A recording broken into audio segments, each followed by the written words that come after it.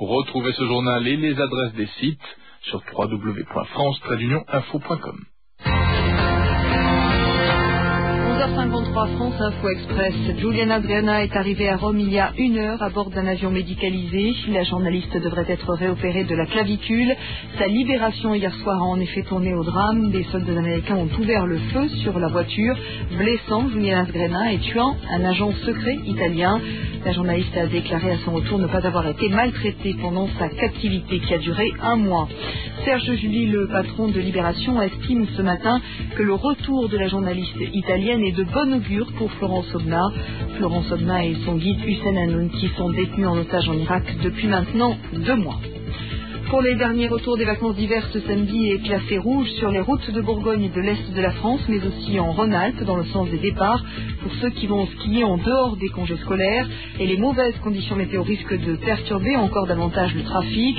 De nouvelles chutes de neige ce matin dans le nord ont provoqué la fermeture de l'aéroport de Lille-Léquin. Une vingtaine de vols ont été annulés et la vitesse des TGV et des Eurostars a dû être réduite, ce qui entraîne des retards de 10 à 20 minutes.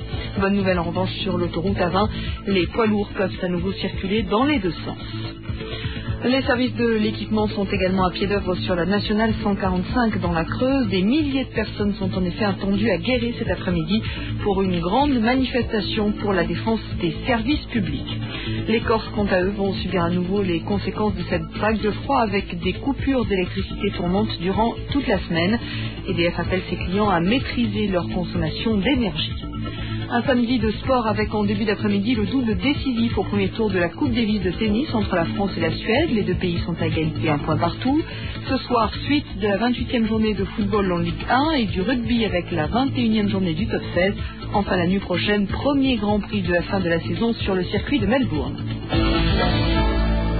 France Info reportage, une dizaine d'associations de consommateurs et d'écologistes organisent aujourd'hui des manifestations dans plusieurs villes de France pour protester contre l'ionisation des aliments. Il s'agit d'une technique de stérilisation utilisée dans l'industrie agroalimentaire pour tuer les micro-organismes dangereux pour la santé. Bruno Rougier.